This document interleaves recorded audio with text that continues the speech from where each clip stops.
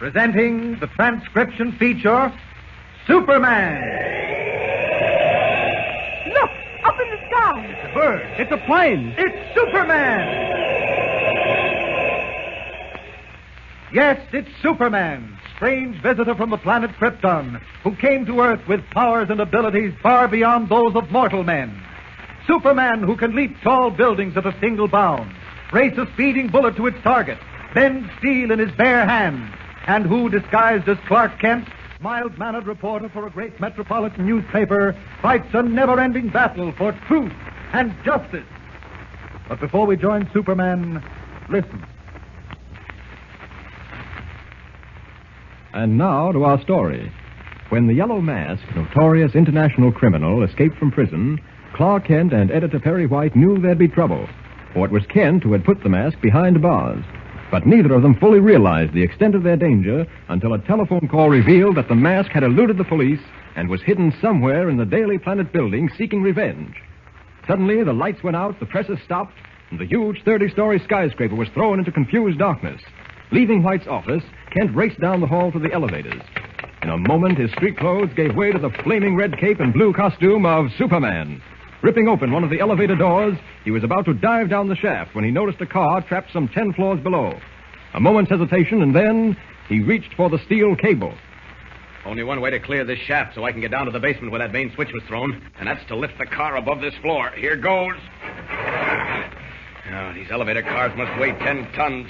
Coming slowly but surely. Somebody's going to be surprised when they see all this steel cable twisted up on the floor. Just a few feet more to go. There. That does it. Now I can crawl under the car. First, I better tie this cable to something so she doesn't drop. No, wait, I won't have to. The safety lock's holding it. That saves time. Now to crawl under. And down. There. Now, there must be a door leading out of the bottom of this shaft. Yes, here it is. I haven't time to force the lock. I'll have to break through it. Now, let's see where we are. I don't know my way around this basement as well as I should. Wait. Strange odor down here. Great Scott, it's gas. Now I know what the mask meant when he said he had a surprise for us. He opened the valve on the gas main. If someone comes down here and strikes a match, this whole building will blow up. Got to find that valve somehow. It's getting stronger. There must be somewhere near the gas main. Good thing my lungs can take this stuff. What's that? Someone's trapped down here, suffocating. Where are you? Speak up. I'm coming. All right, I'll get you out of this. There we are. Just a minute, we'll get some fresh air into your lungs. Now, let's see. That door should lead to an alley. Ah, it does. There we are. That's better, isn't it? That's it. Breathe deeply. You're the night watchman, aren't you? Someone left me behind when I came to. Now, just take it easy. Take it easy. Sit here for a while. I'm going back to find the open valve. Two men in the furnace room. What? Get them out. Gas reaches the off. Where is it? Got to turn it off first. Where is the gas main? Can't miss it. The red pipe overhead. Red pipe? Follow it. You'll see a valve. All right. What's that?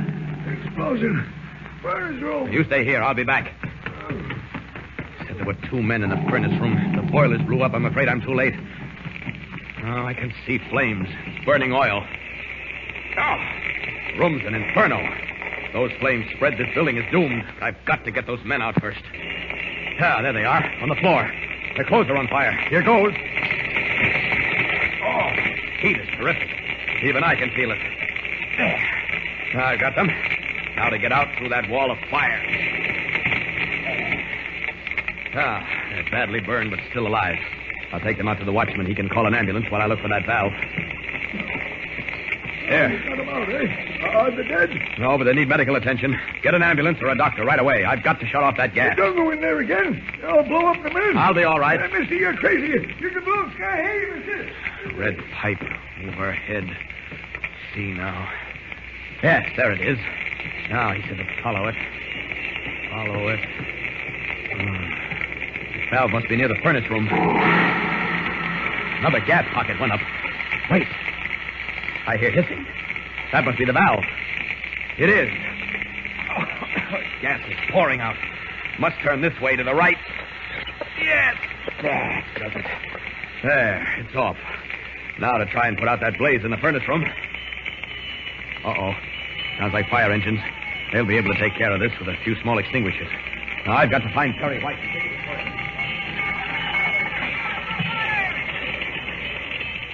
As Kent returns to the editorial offices of the Daily Planet, a strange scene is taking place in the sumptuous penthouse of a fashionable apartment building overlooking the city.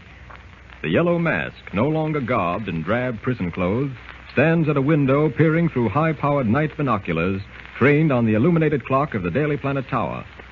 Behind him, seated in a chair, is a middle-aged man with close-cropped, sandy-colored hair, thin lips, and greenish eyes with pupils like shoe buttons.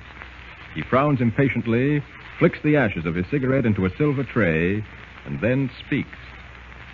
You're wasting your time staring out of that window, Mynheer. Why do you bother with such inconsequential things? Have you never heard of revenge, Heller? I should like you to remember that I risked everything to effect your release from prison. It was not done so you could waste your time and energies with unimportant people. You agreed to devote all your efforts to the cause. Is that not true?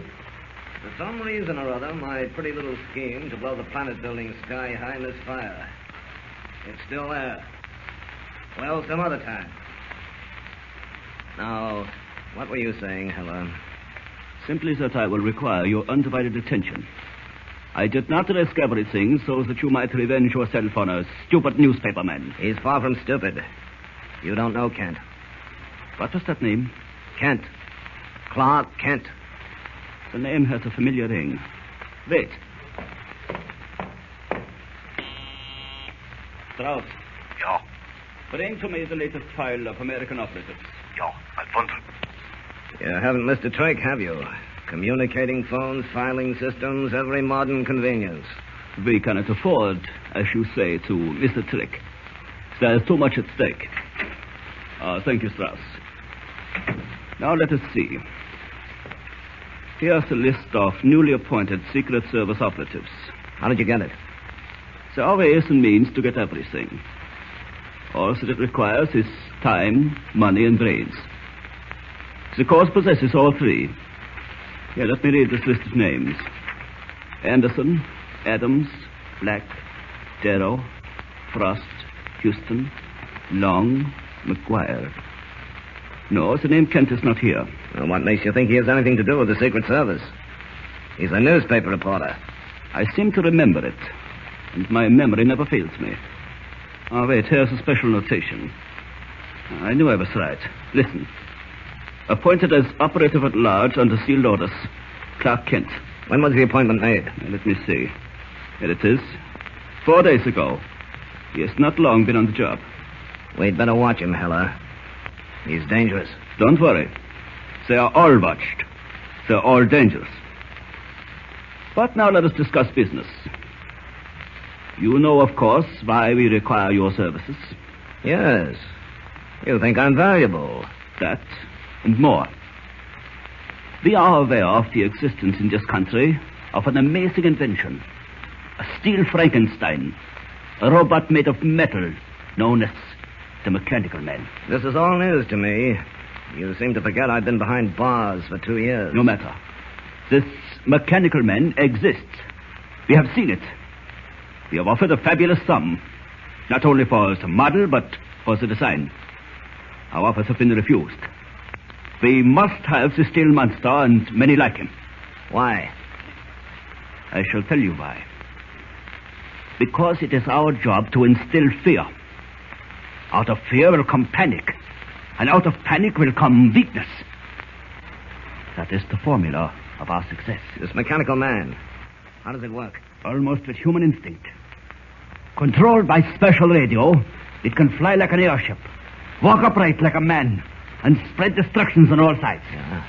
Just 10 feet tall, a giant fashioned of steel plates on the maze of wires. Picture it, Mynheer. You press a button, turn a switch, and this steel giant hurtles through the air in any direction you may choose. A shipyard, perhaps, where the incendiary bombs he carries in his massive hands will consume everything in flames. A munitions factory, you say? One stick of dynamite, and it is enough. But there is something else. The fear of which I spoke. Yes? Imagine, if you can, this towering monster through the streets of the city. Children will scream, women will faint, and strong men will seek shelter. Where is this mechanical man? Why hasn't this government taken it over? Why? Because they are fools. The use of this monster they regard as inhuman. It is not honorable.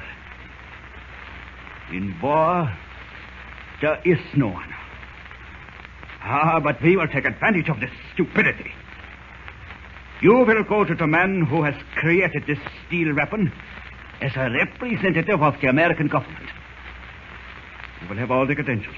When do I start? In the morning. It's midnight. Get best attire. There's important work to be done tomorrow. We cannot fail. Heil.